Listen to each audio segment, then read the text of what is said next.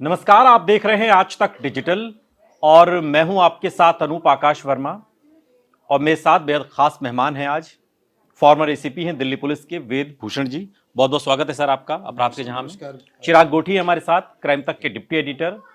और पूजा खेटकर का जब मामला सामने आया तो जो सबसे पहला सवाल उठा वो सवाल यूपीएससी को लेकर के उठा कि आखिर ऐसा कैसे संभव है कि एक महिला जो आईएएस के लिए सिलेक्ट हुई है उस महिला के डॉक्यूमेंट्स में परत दर परत सब कुछ फर्जीवाड़ा है। चिराग, हमने कितने वीडियोस इस पर बनाए, बहुत सारे सवाल उठे, लेकिन जो सबसे मौजूद सवाल था और वाजिब सवाल था जिस पर हर आम और खास सोचने पर मजबूर हुआ वो यूपीएससी की विश्वसनीयता था। कि यूपीएससी जिसे देश की सबसे कठिन परीक्षाओं में से एक माना जाता है, वहां के लिए जब कोई सिलेक्ट होता है तो निश्चित तौर पर सर से लेकर पांव तक हर चीज, सारे डॉक्यूमेंट, सब कुछ पूरी तरीके से जांच परख के बाद ही किए जाते होंगे, ये भरोसा था। लेकिन ये भरोसा टूटा है। वेदभूषण जी हमारे साथ, फॉर्मर एसीपी हैं आप दिल्ली पुलिस के। सर, पहला सवाल मेरा आपसे ही है कि जब ये खबर आपने देखी तो क्या आपके लिए ये पहली खबर थी या पहला ये तजुर्बा था जब आप इस तरीके की चीजें सुन रहे हैं? ये चूंकि आप तो सिस्टम से होकर आए हैं, आपने भी पहले इस तरीके की चीजें सुनी थी या देखी थी या अनुभव किया था, यार ये फला ऑफिसर है, ये कुछ ऐसा लग रहा है, कुछ झोल झाल है, कुछ गड़बड़ हो सकता है। छोटी नौकरियों में तो हम देखते हैं, लेकिन उस लेवल पर चूंकि आप खुद उस सिस्टम का हिस्सा रहे, क्या आपके लिए खबर पहली खबर है या आप भी इससे दो चार हो चुके हैं? देखिए, अकेली पूजा खांडेकर नहीं है सिस्टम के अंदर, ऐसी बहुत सारी पूजा खांडेकर आईएएस आईपीएस हैं। मैंने अपनी सर्विस के दौरान, दिल्ली पुलिस में नौकरी के दौरान बहुत सारे आईपीएस ऑफिसर्स को देखा तो कई बार शक होता था क्या मैं इनकॉम्पिटेंट हूँ या ये ज़्यादा इनकॉम्पिटेंट है। तो ये जो सवाल जो आज पूजा खांडेकर हुआ है, इसने तमाम जो सिस्टम की परत खोल कर रख दी, बिल्कुल एक तरह से नंगा कर दिया सिस्टम को। ओबीसी का सर्टिफिकेट हासिल करना, नकली हासिल करना, क्योंकि उनके पास जो संपत्ति है लगभग 100 करोड़ की है। बॉम्बे में मकान, फार्म हाउस, 4 गाड़ियां जिसमें मर्सिडीज जैसी बड़ी बड़ी गाड़ियां, और तमाम उसके बाद ये तो सिस्टम के अंदर वो पकड़ी गई। और किस तरह पकड़ी गई कि उन्होंने जाकर बहुत ज्यादा तेजी से एग्रेसिवली काम करना शुरू कर दिया। डीएम के ऑफिस पे कब्जा कर लिया, प्राइवेट कार पर महाराष्ट्र शासन लगा दिया, वीआईपी नंबर ले लिया, कहा कि मुझे सिपाही चाहिए, मुझे ये फैसिलिटी चाहिए, एसी रूम चाहिए। तो धीरे धीरे मामला गरमाया तो ये सारी चीजें एक्सपोज हुआ। परंतु मेरा कहना बिल्कुल स्पष्ट है कि ये जो सिस्टम आईएएस आईपीएस का, ये बिल्कुल एक एलिट क्लास बन चुकी है, एक अलग तरह का किस्म का एक शासन डेवलप हो चुका है पूरे इंडिया में। यदि आपको बाय द वे नोएडा के डीएम से काम पड़ जाए तो आपको पसीने आ जाएंगे चिराग जी जाने में, उनसे मिलने में, काम तो छोड़िए। तो ये जो क्लास डेवलप हो गई है, जो कि ब्रिटिशर्स की दी हुई थी, हमारी अपनी दी हुई नहीं है। ये हम ब्रिटिश लेगेसी को झेल रहे हैं, क्योंकि पहले इसको बोलते थे इंडियन सिविल सर्विसेज। तो उन्होंने अपने प्रशासन को मजबूत करने के लिए, क्योंकि वो तो लंदन में रहते थे, तो उन्होंने एक यहाँ पर एक ऐसे राजा साहब पैदा कर दिए, न्यो राजा पैदा कर दिया, किंग पैदा कर दिया जिले लेवल पर, कि वहां पर आईपीएस होंगे, वहां आईएएस होंगे, जो हमारे प्रशासन को, हमारी सरकार के लिए काम करेंगे। फिर जब उनको लगा कि इसमें हमें, अब चूंकि उस टाइम अंग्रेज लोग होते थे, जो प्राइम की पोजीशंस होती थी उसमें अंग्रेज लोग होते थे। आपको मैं बताना चाहता हूं, आपको ताज्जुब भी होगा, सार्जेंट जिसको सब इंस्पेक्टर 2 फुल होते हैं, मोस्टली अंग्रेज अफसर रखे जाते थे, उससे ऊपर सारे अंग्रेज होते थे। तो उनको लगा कि इस सिस्टम को और मजबूत करने के लिए उन्होंने फिर एक, जैसे दिल्ली में दानिश कैडर होता है, यूपी में यूपीएस सर्विसेज, स्टेट सर्विसेज होती है, उन्होंने एक नई ब्रीड और पैदा कर दी, जिससे कि यदि अंग्रेज राजा साहब यदि लंदन चले जाएं तो उनकी गैर मौजूदगी में कोई इंडियन आदमी थोड़े दिन के लिए, महीने भर के लिए, 2 महीने के लिए काम कर सके। तो वो ब्रीड आज भी चल रही है। तो जो पुलिस में या सिविल सर्विसेज के एंट्री का सिस्टम है, एक सिपाही भर्ती हो रहा है, एक सब इंस्पेक्टर भर्ती हो रहा है, एक एसीपी भर्ती हो रहा है, एक आईपीएस भर्ती हो रहा है, ये जो डिफरेंट कैटेगरी बनाई गई, ये इन्होंने हमारे फायदे के लिए नहीं, अपने शासन को चलाने के लिए बनाई गई थी। और ऐसे ऐसे आपको भ्रष्टाचार के नमूने मिलेंगे आईएएस आईपीएस के अंदर। आप जहां डिबेट कर रहे, नीरा यादव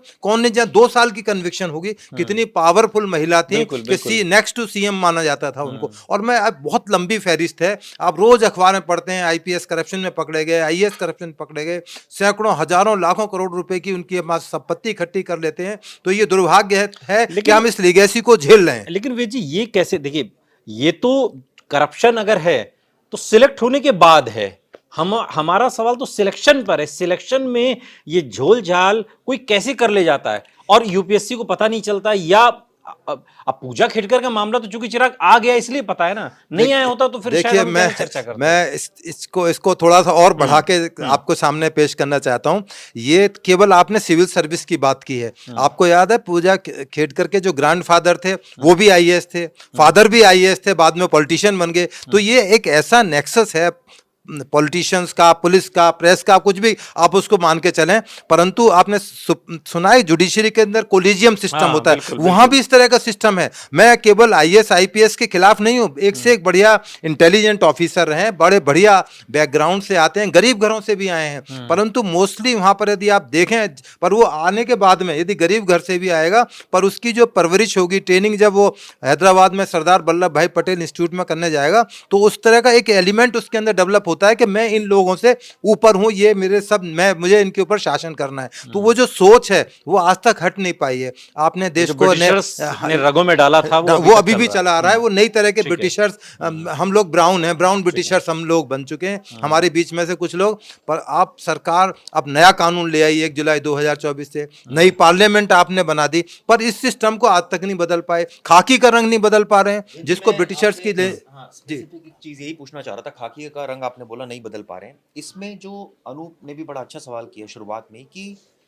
कहाँ ड्रॉबैक है। अगर कोई आईपीएस बनना चाहता है तो वो यूपीएससी सिविल सर्विसेज का एग्जाम देता है, एंट्रेंस एग्जाम देता है, उसके बाद उसका रिटर्न होता है, फिर इंटरव्यू होता है। तो ये प्रोसेस में जब डॉक्यूमेंट वो सबमिट करता है, चाहे उसने जहाँ से ग्रेजुएशन करी है, जहाँ से उसने स्कूलिंग करी है, पोस्ट ग्रेजुएशन जहाँ से करी, जो भी डॉक्यूमेंट उससे रिलेटेड सबमिट करता है, क्या कोई ऐसा मैकेनिज्म नहीं डेवलप हो पाया कि पहले वो सारे डॉक्यूमेंट जांच ले और उसके बाद, क्योंकि अब देखिए पूजा खेड़कर का मामला सामने है, तो बाद में ये पता चला अब यूपीएससी ने एक कंप्लेंट दी दिल्ली पुलिस को, दिल्ली पुलिस उसकी जांच कर रही है, तमाम डॉक्यूमेंट्स जो है वो स्क्रूटनी पर है। तो कोई ऐसा मैकेनिज्म अगर डेवलप हो जाए तो शायद ये तो वहां तक पहुंचे ही ना बात। इसीलिए मैं कह रहा हूं कि ये जो सिस्टम को हमारे पास होना चाहिए था, आज़ादी के इतने साल बाद भी हम अपना सिस्टम नहीं डेवलप। अभी जो इसका आप जिक्र कर रहे थे पूरा खांजे करके जो डॉक्यूमेंट्स थे, अब उसका मेडिकल डॉक्यूमेंट्स उसने कहा कि मैं फिजिकली हैंडीकैप्ड हूँ। एक अभी आईएएस किसी फिल्म स्टार है, उसने डांस करते हुए दिखाया गया है, जबकि वो आईएएस ऑफिसर है, और उसने सर्टिफिकेट उसका दिया हुआ फिजिकली हैंडीकैप्ड का दिया गया। जब पूजा खांडेकर को मेडिकल के लिए बुलाया गया कि आपका मेडिकल होना है, उसने 6 बार एक्सक्यूज लिए कि मैं कोविड में हूं, मैं नहीं आ सकती हूं दिल्ली में। 6 बार उसको मेडिकल के लिए एम्स इंस्टीट्यूट जैसे में बुलाया गया, वो नहीं आई। उन्होंने किस तरह मैनेज किया, प्राइवेट हॉस्पिटल में जाकर, जो उनके किसी रसूखदार थे, क्योंकि फादर भी उनके बड़े भारी पॉलिटिशियन रह चुके हैं, इलेक्शन लड़ चुके हैं, वो अलग बात है, हार गए वो, परंतु उन्होंने किस तरह से मैनेज किया और यूपीएससी को कन्विंस किया कि शी इज फिजिकली हैंडीकैप्ड है, जबकि वो फिजिकली हैंडीकैप्ड नहीं थी। सर लेकिन सवाल तो ये है ना कि यूपीएससी ने उनको कैसे अलाउ कर दिया, वो पोस्ट पर आ गई, वो आईएएस बन गई। हाँ बिल्कुल, इसलिए यूपीएससी में भी कई धड़ हटाए जा चुके हैं। आपको पता है सब कुछ चेंज हुआ है, एक कमेटी इसके बारे में गठित हो चुकी है। मेरा कहना यह है कि आप कुछ भी करें, परंतु जो एससी एसटी ओबीसी है, कम से कम जिसको फायदा पहुंचना चाहिए, उसमें एक अलग तरह की क्लास डेवलप हो गई। आप ध्यान से देखें तो एक अलग तरह की एससी एसटी के अंदर क्लास, जहां असली जिसको बेनिफिट मिलना चाहिए नहीं हो पा रहा है। एक आदमी का बच्चा आईएएस बन जाता है, क्या उसके बेटे को भी वही अधिकार मिलना चाहिए? नहीं, उसको मिलना चाहिए जिसके घर में एक चपरासी भी भर्ती नहीं हुआ सरकारी नौकरी के अंदर, गांव देहात के रहने वाले हम सब लोग, वहां तक उसका फायदा पहुंचना चाहिए, पर नहीं हो रहा है। आपने देखा होगा ऐसी फैमिली है जिनके घर में 14-14 आईएएस आईपीएस हैं। मेरे गांव में एक भी आदमी आज तक क्लर्क नहीं बन पाया, और 60 किलोमीटर दूर पर मेरा दिल्ली, यहीं नोएडा के पास में मेरा गाँव है। तो ये जब हालात इस तरह के बनते हैं तो सवाल पैदा होते हैं। मैं आईएएस आईपीएस के सिस्टम के खिलाफ नहीं हूँ, परंतु इसमें आमूलचूल परिवर्तन करने की जरूरत है। बल्कि मेरा कहना है इस सिस्टम को खत्म करना चाहिए, इसको हमेशा के लिए खत्म करके नया करना चाहिए। मैं अभी आपको बताऊं, रशिया गया था, तो मेरी क्यूरियोसिटी यही थी कि यहाँ पुलिस वाले कैसे भर्ती होते हैं, कैसे पुलिस वाले काम करते हैं। आपको ताज्जुब होगा चिराग जी, वहां पर 5 पूरे रशिया के अंदर 5 पुलिस के कॉलेज हैं। अच्छा। जहां पर पुलिस की एंट्री पढ़ाई के लिए की जाती है। वो तमाम लॉस पुलिस के बारे में बनाते हैं। जब वो निकल के आते हैं तो परफेक्ट पुलिस ऑफिसर होते हैं। वो गन उठा के शूट करना है तो सीधे एक बार में शूट कर देते हैं। जो कानून लागू करना है बहुत सख्ती से लागू करते हैं। क्या हमारे यहाँ संभव नहीं है? हम इस पोजीशन में नहीं है कि हम रशिया के हमारे यहाँ, देखिए आप चूंकि खुद फॉर्मर एसीपी हैं, हमारे यहाँ तो वेजी सिस्टम, हम लोग तो चिराग कितना वीडियोस बना चुके हैं कि पुलिस को लेकर के तो छवि का ही इतना इतना बड़ा संकट है। बहुत एक बड़ा। मुझे मान लीजिए, मुझे एफआईआर अगर करानी है, दिल्ली का हाल बता रहा हूं मैं, दूर दराज का छोड़ दीजिए, तो वो इतना कठिन पसीने काम आ है। जाएंगे तो आपको। क्यों है ये ऐसा क्यों है ये? पसीने आ जाएंगे। ये सिस्टम इसलिए क्योंकि सिस्टम में कहीं ना कहीं इस तरह के झोल हैं हमारे सिस्टम में, पुलिस को जिनको इसमें क्या नुकसान है एफआईआर मेरी लिखने में? कुछ भी नुकसान नहीं है, बल्कि अभी जो नया कानून आया है उसमें 0 एफआईआर का प्रोविजन किया गया है। परंतु चिराग, मुझे आज भी डाउट है। ठीक है, सरकार ने कानून बना दिया, मैं भी बड़ा अप्रिशिएट कर रहा हूं कि गवर्नमेंट ने कम से कम 160 साल बाद एक चीज की पहल करी है, परंतु सिस्टम पर सवाल अभी भी बने हुए हैं। मैं आपको एक एग्जांपल देता हूं चिराग जी। एक आदमी पूरी, ठीक है, वहाँ राजेंद्र नगर में बड़ी मेहनत के बाद में इंस्टीट्यूट में पढ़ाई करते हैं, लाखों करोड़ों बच्चों के बीच एग्जाम होते हैं। एक बच्चा जिसने पॉलिटिकल साइंस और हिस्ट्री का सब्जेक्ट ऑप्ट किया और वो सिलेक्शन हो गया उसका, तो उसको मिनिस्ट्री ऑफ आईटी में यदि सेक्रेटरी लगा दिया जाए तो क्या उसका ज्ञान काम आएगा? इसका मतलब केवल एग्जाम तक लिमिट था, उसके बाद वो 0 है, उसका सारी जिंदगी की जो मेहनत थी 0 हो गई। तो इस सिस्टम में बिल्कुल, मैंने आपको सटीक एग्जाम्पल दिया है, क्यों जिस तरह से एग्जाम की परीक्षा लेने का तरीका है ये बिल्कुल ठीक नहीं है। आप उससे काम तो कुछ और का ले रहे हो। आप मुझे आज जानवरों की जान पढ़ाई कराते हैं, एनिमल हस्बेंड्री का कोर्स कराते हैं, और मुझे फिर कहते हैं कि इसका दांत का इलाज कर दो। क्या मैं कर पाऊंगा? नहीं कर पाऊंगा। तो तभी मेरा सवाल चिराग ये है कि सिस्टम को बदलना चाहिए नहीं, बल्कि खत्म करना चाहिए जो ब्रिटिशर्स की लेगेसी है। और आईएएस आईपीएस जो इन्होंने एक अपनी अलग क्लास बना ली है हिंदुस्तान के अंदर, गरीब तो ये होने बचते कैसे रहे? पूजा खेटकर जैसे मामले, या मुझे तो इस लेवल पर तो ये इकलौता ऐसा मामला दिखाई देता है अपने। आप लेकिन तो सिस्टम है। 75 साल में तो ऐसे बहुत सी चीजें मैं कैसे छिप कैसे जाते देखिए, हैं मैं लोग? नाम नहीं ले सकता, मेरे साथी भी यहाँ स्टूडियो में बैठे हुए हैं। मैंने ऐसे पुलिस ऑफिसर्स के साथ काम किया है जो बहुत बड़े पोस्ट पर थे, जॉइंट सीपी, स्पेशल सीपी। बस उनको लिखना इतना ही आता था, व्हेन, वेयर एंड व्हाई, 3 शब्द के अलावा मैंने कभी फाइल के ऊपर उनको लिखे हुए नहीं देखा। हंसी की बात में शर्म भी आती है, हम आपस में बात करते थे कि ये सिलेक्शन होकर इतनी बड़ी पोस्ट पर आ कैसे गए, और मेरे बॉस बने हुए हैं। मैं अपने बैच का टॉपर हूं और मेरी इंग्लिश भी इतनी अच्छी नहीं है जिससे मैं अपने अफसर से प्रेरणा ले सकूं। उनको केवल 3 शब्द, व्हेन, वेयर एंड व्हाई, उसके अलावा कुछ नहीं। फाइल उठा के फेंक देना, गुस्सा कर देना, वो दिखाते थे कि मैं आपसे सुप्रीम हूं। तो ये सुप्रीमेसी नहीं, सुप्रीमेसी ज्ञान की होती है, कितना आप प्रोफेशनलिज्म है। कैसे संभव कैसे होता है ये? संभव कैसे होता संभव है? इसलिए क्योंकि इस तरह के सिस्टम हम आज तक इजाद नहीं पूजा कर पाए। खेड़कर भी नहीं खुलती तो वो बैठती ना कहीं पे, वो बिल्कुल, कलेक्टर वो बन के। बहुत जबरदस्त खतरनाक किस्म की आईएएस अफसर बनती, कितना लूटती, कितना लोगों को परेशान पैदा होती सिस्टम के अंदर। इसलिए मैं ये कह रहा हूँ कि सिस्टम रिव्यू करने की जरूरत नहीं, इसको खत्म करने की जरूरत है। जुडिशरी के अंदर जो अगर करेंगे तो आपका क्या कहना है कि जो आईएएस आईपीएस जो कैटेगरी है, जो सिविल सर्वेंट्स हैं, वो होने नहीं देंगे इसको। नहीं, मैं यही बता रहा हूँ, नहीं, आप और हम डिबेट कर रहे हैं, और ये डिबेट आपकी हर एक आईएएस आईपीएस जरूर देखेगा, यही मैं बता रहा हूँ। अगर ये खत्म करेंगे जी, तो नहीं क्या कर सिस्टम लाएं? कौन सा सिस्टम लाएं? सिस्टम बहुत कुछ हो सकता है। मैंने रशिया का आपको सिस्टम दिया कि पुलिस के 5 कॉलेज हैं, वहां पर आप जाइए, एंट्री कीजिए, पढ़ाई कीजिए। उसके लेकिन लिए हमारे यहाँ का तो सिपाही सीधे मुंह बात करके राजी नहीं है। सिपाही भी राजी नहीं। आदमी डायरेक्ट एसीपी से तो नहीं मिलेगा ना, एसपी से तो, वो तो आपको सिपाही से ही भेंट होगा ताज्जुब उसका। होगा, जिन लोगों ने हमें पुलिसिंग दी, उनके यहाँ ब्रिटिश के अंदर भर्ती ही कांस्टेबल होता है, उसको बॉबी बोलते हैं। वो अच्छा। अपनी कॉम्पिटेंसी के आधार पर हायर पोस्ट पर पहुंचता है। अच्छा। परंतु हमने उनकी नकल तो बहुत करी अंग्रेज बाबू की, पर पूरी तरह से अंग्रेज नहीं बन पाए। ना वो अंग्रेज हैं, ना वो हिंदू रह पाए, हम बीच में कहीं लटक रहे हैं। हमारा सिस्टम नहीं, सारा कई लटका बार पटका देखिए, पड़ा है। मैं तो खुद अपना अनुभव आपको बताऊं, कई बार आता है कि जो एटीट्यूड सिपाही कांस्टेबल हेड कांस्टेबल दिखा रहा है, वो एटीट्यूड आपको हाई लेवल पर नहीं दिखेगा। वहां आपको एसीपी एसपी वो विनम्रता से आपसे बात कर रहे हैं। बिल्कुल। ये आदमी जो है सुन के राजी नहीं है। तो बड़ी- मैं ये अंतर अरे समझना बहुत- चाहता हूँ। बहुत- आम आदमी जो भी इस देश का 142 करोड़ आदमी है, उसमें से 135 करोड़ लोग, इन्हीं लोगों से उनका पहला वास्ता पड़ता है। बिल्कुल, इतनी एरोगेंसी, क्योंकि जो ट्रेनिंग के सिस्टम है वो भी इतने भरपूर नहीं है कि उनको प्रॉपर एक ट्रेनिंग दी जाए, उनको सिस्टम सिखाया जाए। मैं आपको एक छोटा सा एग्जांपल देता हूँ। जो भी आईएएस आईपीएस मेरे इस टीवी इंटरव्यू को देखेंगे, आपसे जरूर इस मेरी बात पे इत्तेफाक करेंगे। जो भी आईएएस आईपीएस अमेरिका जाते हैं, लंदन जाते हैं, ऑस्ट्रेलिया ट्रेनिंग पर जाते हैं, भारत सरकार करोड़ों रुपए खर्च करती है, लाखों नहीं करोड़ों रुपए उनकी ट्रेनिंग में खर्च करके आती है। अच्छा। परंतु दुर्भाग्य देखिए, जब वो ट्रेनिंग पर आते हैं तो अपना ज्ञान केवल उनके अंदर तक रहता है, वो अपना ज्ञान किसी को बांटते नहीं है। क्यों नहीं बांटते? उनको वो सिस्टम ही इस तरह का बना रखा है। जबकि होना ये चाहिए था कि यदि वो सपोज करो बॉम्ब ब्लास्ट की कोई इन्वेस्टिगेशन सीख कर आए हैं, अमेरिका सीख कर आए हैं, तो उनको यहाँ पर पढ़ाना चाहिए कि दिल्ली में ब्लास्ट हो जाए, इंडिया में ब्लास्ट हो जाए तो कैसे उसकी इन्वेस्टिगेशन की जाए। परंतु वो इतना एरोगेंसी है कि अपना ज्ञान किसी को बांटेंगे नहीं, अपनी बुक्स किसी को को नहीं बांटेंगे और अब रिटायरमेंट के बाद अपना ज्ञान तो लेकर ये अपने घर कहाँ से चले आती जाएंगे। है एरोगेंसी, क्यों आती है और कहाँ से आती ये है? हमारे सिस्टम मतलब जो सब में तो नहीं होती भाई, नहीं, मैं कई मैंने अधिकारियों से शुरू मैं में भी, कहा है कि तो इतने ऐसा नहीं बढ़िया होता कि हर आदमी- आईएएस आईपीएस के अंदर काम किया, इतने अच्छे जुडिशियल ऑफिसर्स के अंदर, मैंने जजों के अंदर काम किया है, मुझे लगता है कि इस धरती पर भगवान है ये। परंतु इस सिस्टम के अंदर कुछ ऐसे भी हैं जो इतने एरोगेंट और इतने करप्ट हैं कि बेइंतहा है, कोई लिमिट नहीं है उनके करप्शन की।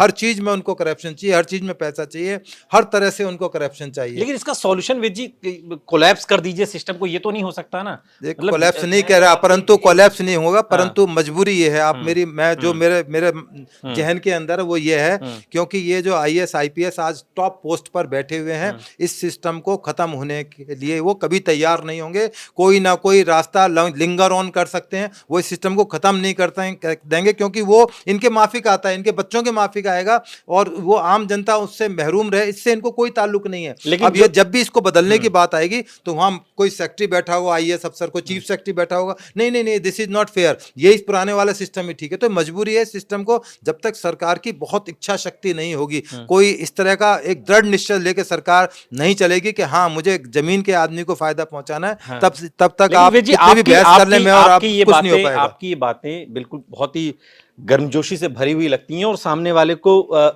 में भी गर्मजोशी डाल दें, लेकिन जो आईएएस पीसीएस या और जो इस तरीके के लोग देखेंगे वो ये सवाल आपसे भी पूछ सकते हैं कि साहब जब आप रिटायर हो गए तब आप ये बातें कह रहे हैं, जब आप सिस्टम का हिस्सा थे तब आप इस तरह नहीं कह सकते। ये मजबूरी है डिसिप्लिन फोर्स में, क्योंकि पुलिस एक डिसिप्लिन फोर्स है, आर्मी एक डिसिप्लिन फोर्स है, इस तरह की बात। और मैं ये बता रहा हूँ रिटायरमेंट के बाद भी मैं जिस तरह से बेबाक तरीके से मीडिया में बोलता हूँ या लिखता हूँ, अभी मैंने 2 बुक्स लिखी हैं इस कानून पर, तो वो लिखते पढ़ते भी नहीं है, मतलब कितने भी बड़े क्वालिफाइड होकर आए हैं, मैं तो नहीं समझता किसी आईएएस आईपीएस ने इस नए कानून के ऊपर किताबें लिखी होंगी।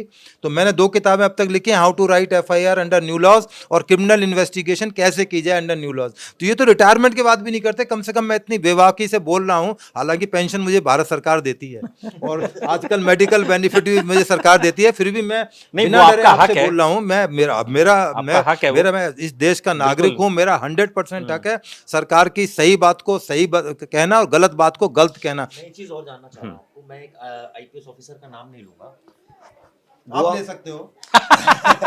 गोवा में उनके ऊपर छेड़छाड़ का आरोप लगा, मैं नाम ले लेता हूँ। हाँ, अभी नाम अभी एक कौन उनका नाम है, हाँ, बड़ा चर्चा में और है वो। तो बड़ा मशहूर केस हो गया है। वो केस हमने खूब चलाया और उसमें एविडेंस आया, तभी शायद उनको शुरुआत में उनको सस्पेंड किया गया, नहीं तो किसी आईपीएस को इस तरह से स्ट्रॉन्ग एविडेंस रहे होंगे।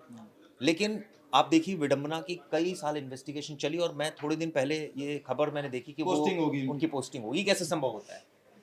देखिए हमेशा के लिए तो उसको नहीं किया जा सकता, परंतु जो उनके ऊपर टैग लग गया है उसको कभी धोया नहीं जा सकते। नहीं, अगर एक आम आदमी होता वेद जी तो उसके खिलाफ तो मुकदमा दर्ज होता, उसको जेल में हाँ डाल देते। बिल्कुल यहाँ तो सिर्फ दाग चरित्र पर लगा ना, चरित्र पर लगा उसके खिलाफ, हाँ उसको तो नहीं लगा बिल्कुल ना। जानी चाहिए थी। यदि उसका कोई इतना ग्रेव मिसकंडक्ट है तो उसके खिलाफ डिसिप्लिनरी एक्शन भी हो और क्रिमिनल एक्शन भी हो। क्यों नहीं होता फिर भाई मैं आपको शुरू में बताया, ये आईपीएस लॉबी आईएएस लॉबी इतनी स्ट्रांग है कि टॉप टू बॉटम इनको डिफेंड करने पे लगे रहते हैं।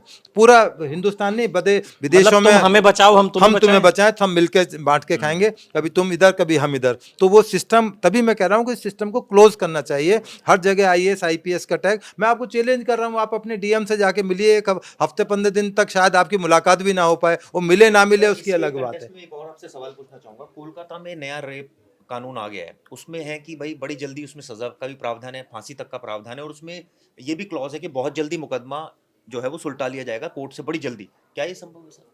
बिल्कुल संभव है। देखिए इच्छा शक्ति की बात होती है। मैं आपको निर्भया का केस बताता हूँ, क्योंकि मैं कहीं ना कहीं निर्भया में 18 दिन के अंदर पुलिस ने इन्वेस्टिगेशन पूरी कर ली थी। 18 दिन बता रहा हूँ, जबकि 90 डेज का टाइम था, क्योंकि मर्डर भी था उसमें।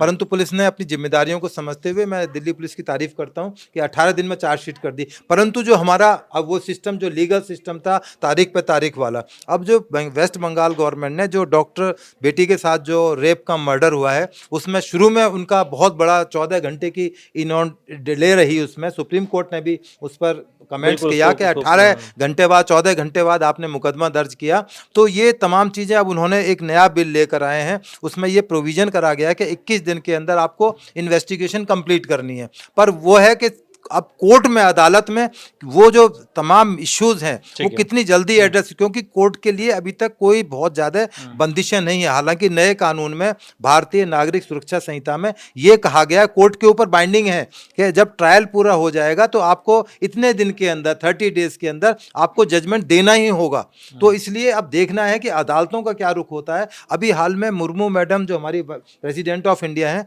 उनकी एक मीटिंग हुई थी जिसमें चीफ जस्टिस ऑफ इंडिया भी थे। उन्होंने भी यही कहा था, एनफ इज एनफ, और कभी ना कभी हमें न्याय की तरफ जाना चाहिए। लाखों करोड़ों लोग न्याय के इंतजार में बैठे हुए हैं। न्याय लेना आसान है चिराग जी? आप तो दिल्ली रहते हैं, आपको सुप्रीम कोर्ट जाना हो ना, 25 लाख रुपए आपकी जेब में चाहिए। कितने चाहिए? 25। आप दरवाजे के अंदर नहीं घुस सकते सुप्रीम कोर्ट में। तो जो रिमोट में कहीं बिहार में और झारखंड में बैठा हुआ है, आप सोच सकते हैं कोई ट्रेन का टिकट पढ़कर यहाँ आ जाएगा? तो न्याय लेना हिंदुस्तान में आसान काम नहीं है। इसलिए मैं कहता हूं कि ना केवल IAS IPS, जुडिशियल सिस्टम के अंदर भी आमूलचूल परिवर्तन होना चाहिए। 250 परिवार हैं जिन्होंने सारी जुडिशरी को अपने कब्जे में ले रखा। बिल्कुल खुल के बोल रहा हूँ, वो तो वही कंटेंट बनती हो, हाँ कोलिजन सिस्टम है, उन्हीं के परिवार के बच्चे, उन्हीं के पोते नाते और उन्हीं के रिश्तेदार हैं। बिल्कुल ये ओपन सीक्रेट है। मैं कोई ऐसी डिबेट नहीं कर रहा हूँ कि मैं अपने घर से कुछ चीज पैदा करके ले आऊँ। और यही हाल नीचे की जुडिशरी का है। जो MM है या सेशन जज हैं, ये उसकी भतीजी हैं यार, इनको तो ले लो।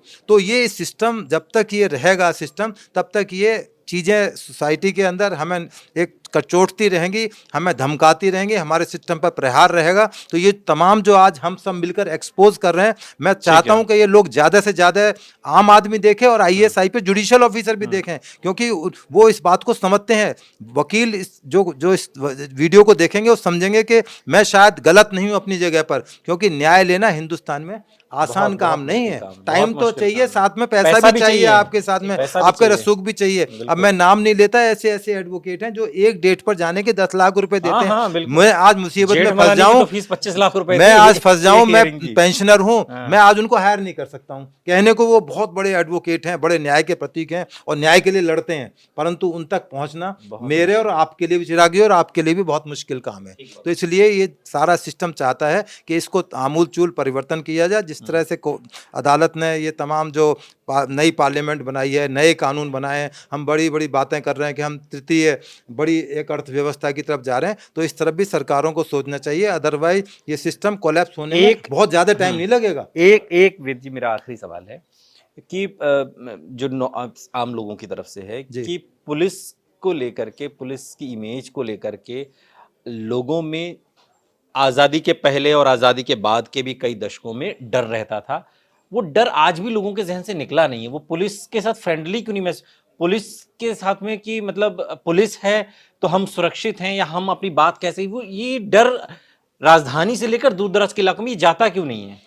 देखिए, हम अभी भी उसी ब्रिटिश लीगेसी को जी रहे हैं। यदि आप उसी ब्रिटेन के अंदर जाएं, लंदन के अंदर जाएं, आप किसी पुलिस वाले से रास्ता पूछें कि sir I am new in London और मुझे आप रास्ता बताइए, कहेगा आप मेरी गाड़ी में बैठिए, पुलिस की गाड़ी में, मैं आपको वहाँ ड्रॉप करूँगा। तो चूंकि हमारे को सिखाया गया, ट्रेनिंग का पार्ट एंड पार्सल यही है कि जो सिखाया जा रहा है हम लोग उसी पे चले आ रहे हैं, पुरानी चीज़ों पर। ट्रेनिंग में बदलाव की जरूरत है, ट्रेनिंग में, सोच में, कानून में तो आपने बदलाव कर दिया। जब तक आप इसके पीछे आप ये वजह मानते हैं, क्योंकि मैं भी बहुत टाइम से पुलिस को देख रहा हूँ कि कहीं ना कहीं एक प्रेशर पुलिस के ऊपर, एक सब इंस्पेक्टर ले लीजिए, एक कांस्टेबल ले लीजिए, एक हेड कांस्टेबल ले लीजिए, इनके ऊपर इतना प्रेशर डाला हुआ है कि इनसे सब काम कराए जा रहे हैं, इनसे फटीक भी निपटाई जा रही है, इनसे सब काम बोला जाता है करें और कानून व्यवस्था भी बनाए के रखे और तमाम चीजें रखे। तो क्या ये प्रेशर रहता है, इस वजह से इनका व्यवहार में थोड़ी जिसे कहते हैं बेरुखी है? ये आपका सवाल ना केवल पुलिस के लिए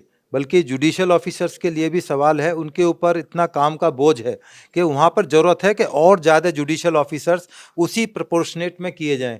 इन्वेस्टिगेशन का जहाँ तक संबंध है, सब इंस्पेक्टर हैं जो मेन कड़ी है, ASI सब इंस्पेक्टर, इंस्पेक्टर हैं जो इन्वेस्टिगेशन करते हैं। काम का बोझ इतना ज़्यादा है कि वो जस्टिफाई नहीं कर पाते और उनको अलग अलग तरह के काम लगाए जाते हैं। सपोज करो PM का रूट आ गया या कोई डिमॉन्स्ट्रेशन हो गया, वहाँ भी ड्यूटी दे रहा है, उधर कोर्ट से उसका बुलावा आ रहा है, उधर उसको इन्वेस्टिगेशन भी पूरी करनी है, टाइम बाउंड इन्वेस्टिगेशन है। तो जब तक आप तमाम चीज़ों को अलग अलग विंग नहीं करेंगे, इन्वेस्टिगेशन का विंग अलग, लॉ एंड ऑर्डर का विंग अलग, ये तो अलग है ही सर अभी। नहीं अलग नहीं है पूरी तरह से। आप, मैं पार्लियामेंट में अभी बहुत लंबा टाइम नहीं हुआ, 20-30 साल रिटायर हुए, 18 में रिटायर हुआ हूँ। कहने के लिए हैं, शब्दों के लिए हैं कि वो हमने अलग कर दिया है, परंतु मैं ही उस सब इंस्पेक्टर जब होंगे ही नहीं मेरे पास तो मैं उसी को बोलूंगा सारा काम छोड़ के ये बहुत भारी हाँ, डेमोस्ट्रेशन आ इसको गया पहले है, आप कर। इसमें पहले कूदो, छोड़ो इन्वेस्टिगेशन को, फाइल को छोड़ दो, पब्लिक जाए भाड़ चूल्हे के अंदर। तो जब तक आपकी इच्छा शक्ति मजबूत नहीं होगी, प्रॉपर एक आप अपना स्ट्रक्चर डेवलप नहीं कर पाएंगे, इन्वेस्टिगेशन विंग को बिल्कुल अलग थलग नहीं करके रखेंगे,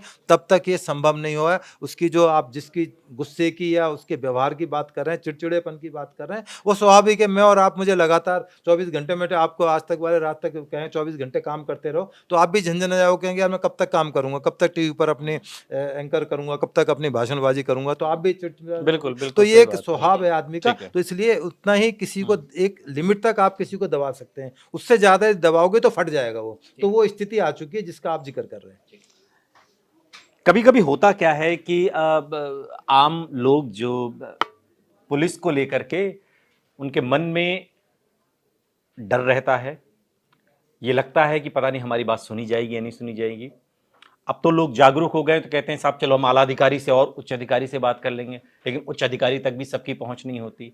आपके मन में बहुत सारे सवाल जो पुलिसिंग को लेकर होंगे, हो सकता है संभव हो कि वेद जी ने उनमें से ज्यादातर के जवाब आपको दिए होंगे, समझाया कि पुलिसिंग जिस तरीके से अंग्रेजों के जमाने से जो सिस्टम चला आ रहा है, कुछ खामियां उसमें भी हैं, और रगों में जो सिस्टम दौड़ रहा है वो धीरे धीरे 70-75 सालों में यहां तक हम पहुंचे हैं।